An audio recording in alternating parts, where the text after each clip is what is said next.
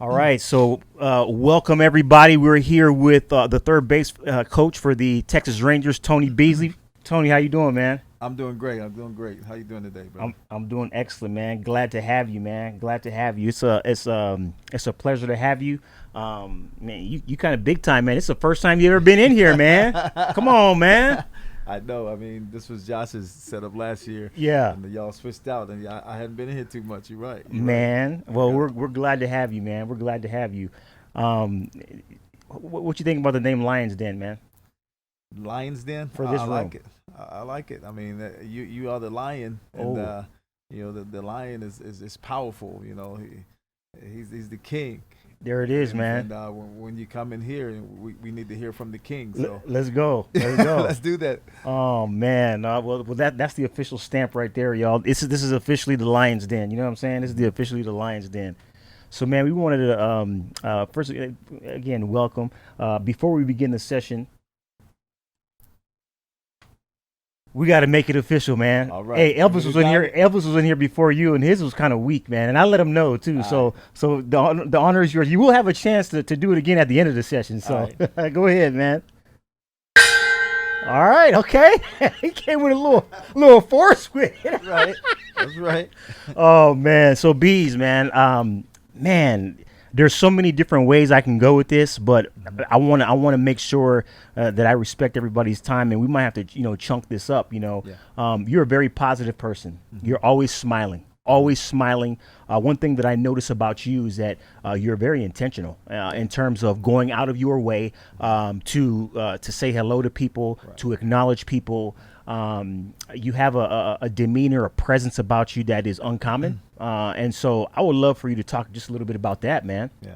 Well, I mean, first of all, acknowledging people to me, man, that's common courtesy. I mean, I think in society, we've gotten to a point where we kind of just go our own way and we pass by and we're locked in on our destination or whatever we have in mind. And we miss so many people and situations along the way. And I just feel like, when I come in contact with someone, I want to touch them in some kind of way, if it's a smile, but at least say hello, acknowledge that they exist and that they're somebody, because everybody is somebody.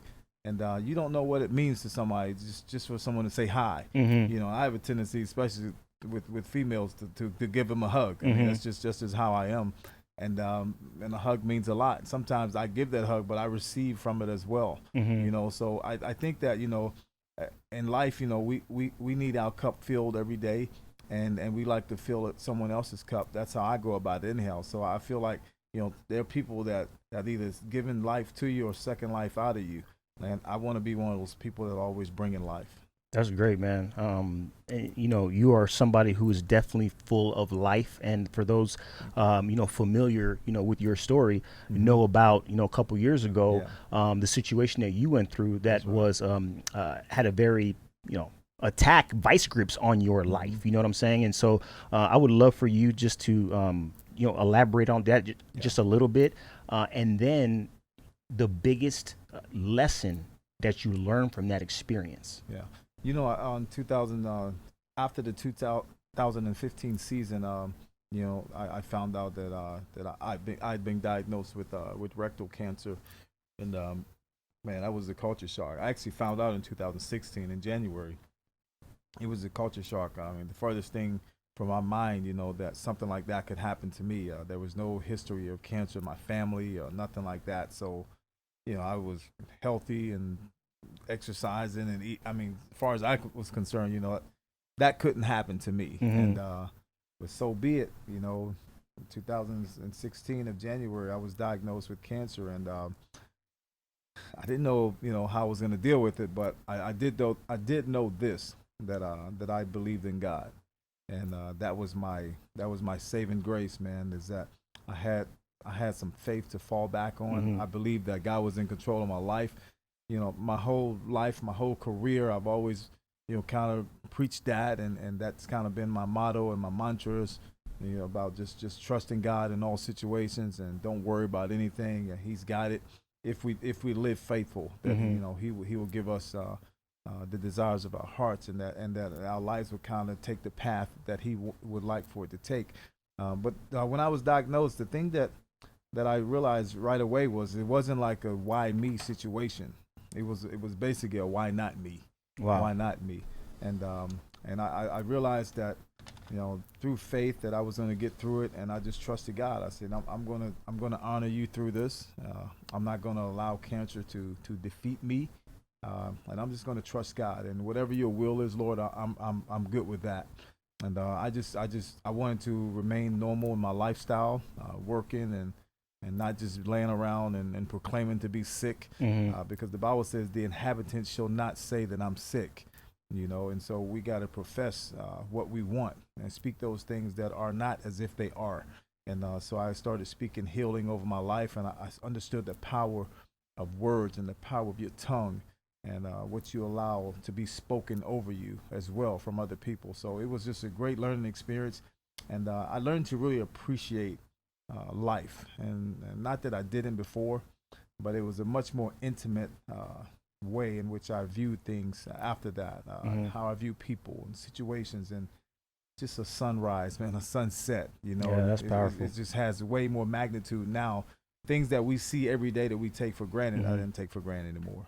That's powerful. You said a couple different things there, and there's actually been studies done, Hmm. in the psychological realm in terms of the power of your words. Yes. How it actually affects things such as heart rate, Hmm. um, even brain functioning, Amen. sickness, Yeah. disease. I think John Absolutely. Hopkins did a very expansive study on the power of your words.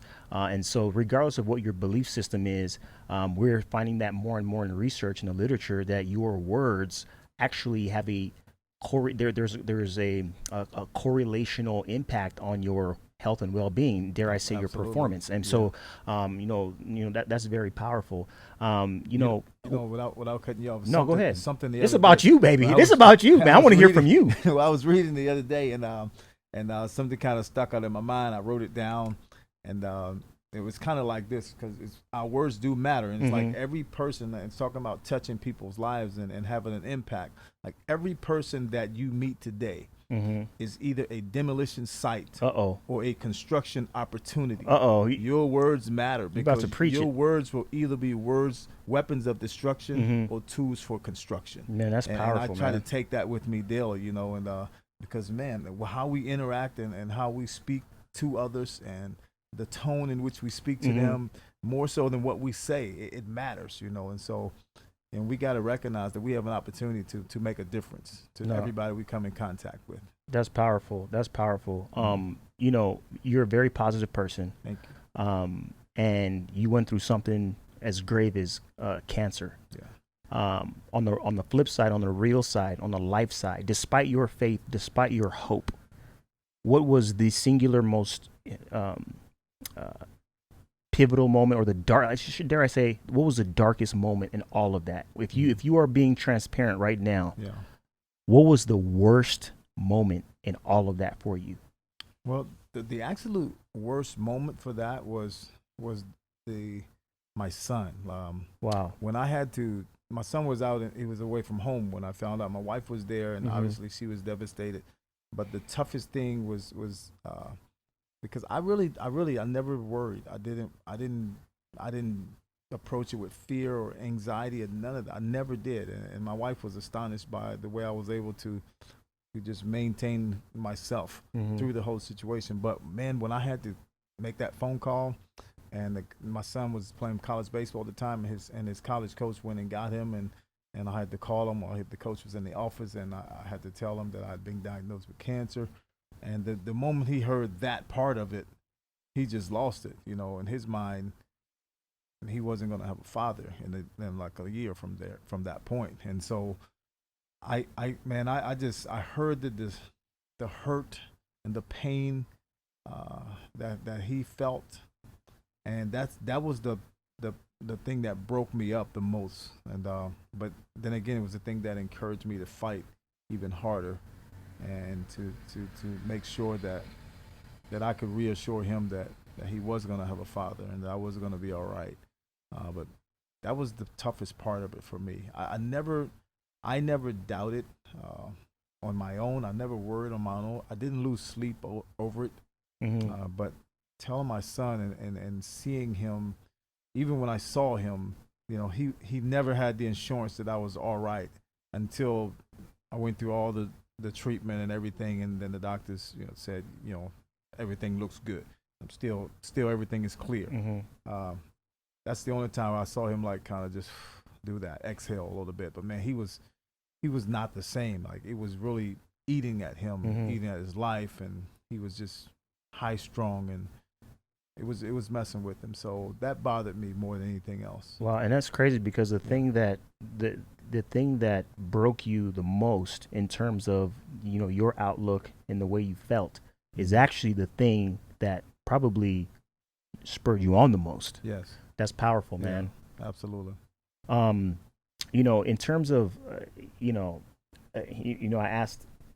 I asked this question a couple times prior, but I got a couple more things, and we'll get you out on this.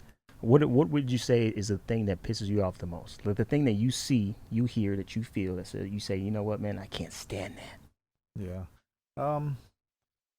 I don't know. For me, it's just it's entitlement and disrespect. When people are entitled, they can't seem to see something for what it is, or they can't seem to have a sense of reality. Even when you break it down to them, they have a tough time really grasping hold to that. And then the disrespect side of that is kind of the offspring of being entitled.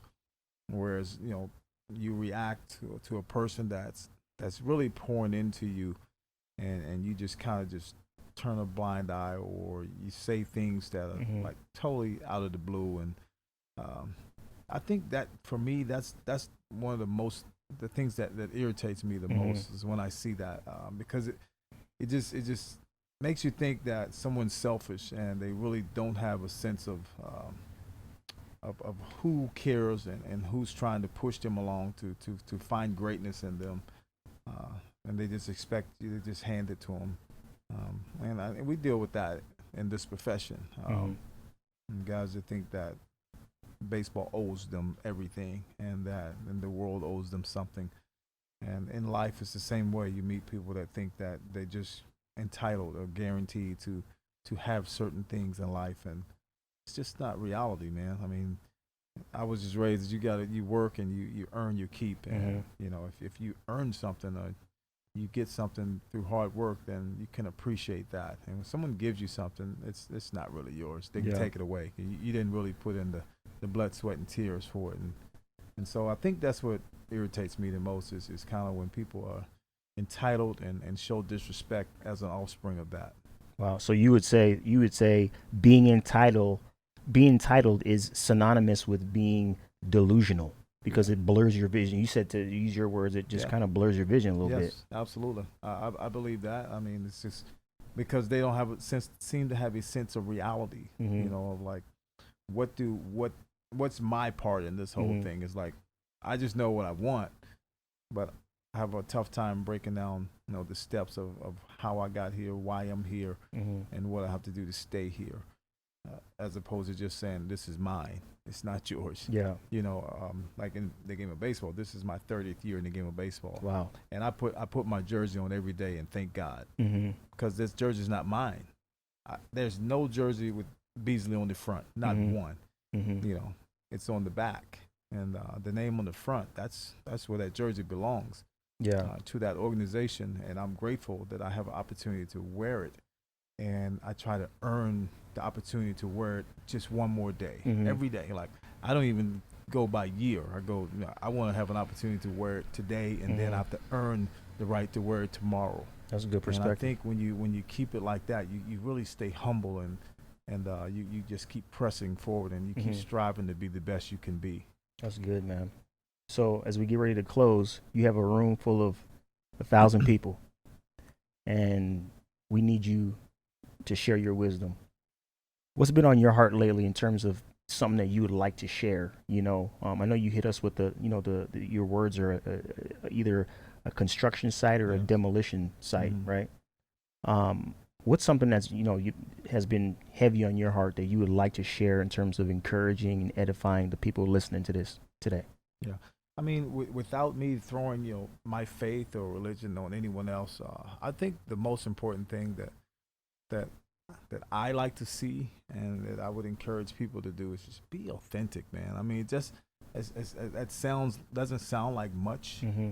but do you realize how difficult it is to be authentic and Yeah. to really be real and to speak truth in all situations, in all circumstances, Mm-hmm. because truth hurts, truth convicts, truth embarrasses, it Mm-hmm. brings shame. You know, when we look at ourselves, I always try to look at my life, and a lot of people look at me and say, "You're such a good person. You this, they put me on a high pedestal." But then I believe that if you was to show my whole life Mm-hmm. on a big movie screen in front of everyone, I think I'd be embarrassed Yeah. about so many aspects of my life. That's you and me both, man. Right, but but people tend to see us in a certain light, and they Mm-hmm. raise us to a certain level, and and I just know that what we all are work in progress, Yeah. all of us. Yep. None of us are finished product. We all are work in progress, and we all have strongholds. We have some area that we struggle with, or something that we're dealing with, or something that's depressing us, or we need each other, man. Mm-hmm. And so when we can be authentic and that we can like speak truth and be real, like if you ask me something that and I can tell you the honest truth, like, this is Mm-hmm. where I'm at, brother. And you can really feel that and accept that, Mm-hmm. and then maybe you can help heal me, or Yeah. help deliver me through something, or help me get up a mountain or climb a Mm-hmm. hill, something that I'm going through. You can help me get to the other side of it. But I think so many times we're not authentic with our words, and we just brush things off, and I'm okay, and we don't deal with issues, and we don't allow people to help us, and we don't Mm-hmm. allow people in. I know you should pick and choose, who you confide in, and Mm-hmm. who you trust, and who you allow to be a part of your life. But I just believe authenticity, man, is the greatest gift. People that can really like care less about what's being said or who thinks what, Mm-hmm. but what you see is what you get. Man, you know where people stand. You know how to deal with them on any issue in any circumstance. I know just what he stands, Mm-hmm. where he stands on this issue, because he's told me, and I believe it. Mm-hmm. And you don't have to guess, And he you lives don't have it. to try to figure people out all the time. Mm-hmm. Let's just be real. And Yeah. I think we will be much more productive as a society, or as organizations, or as a whole. We Yeah. will be much more productive. That's awesome, man. It's the last thing I got for you. I'm putting you on the spot, Bees. Come on. I put you on the spot. We got 30 seconds right here. Oh man, wow. So there's an eraser up there too if you need it. If there's an eraser up there if you need it. Okay. So what I want you to do, and I want you to hold it up to the camera, and for those listening on audio, I'll do my best to explain it. So I'm going to give you about 30 seconds. Mm-hmm. And what I would love for you to do is I want you to, you see the camera right there? So just show it to the camera when you're done. Yeah, What I would love for you to do is I would love for you to draw success. What does success look like to you? Right? What does success look like? People throw that word around so much. What does it look like to you? First of all, I'm a terrible artist, but That's what makes it even better. When people say, "Oh man, I can't draw," that makes it even better.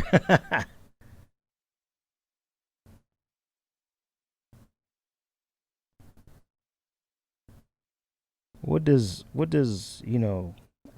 being successful look like to you if you were to draw it, right? What does that look like to you?